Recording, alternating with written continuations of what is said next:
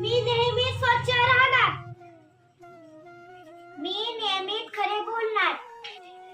मी नियमित शाळेत जाणार.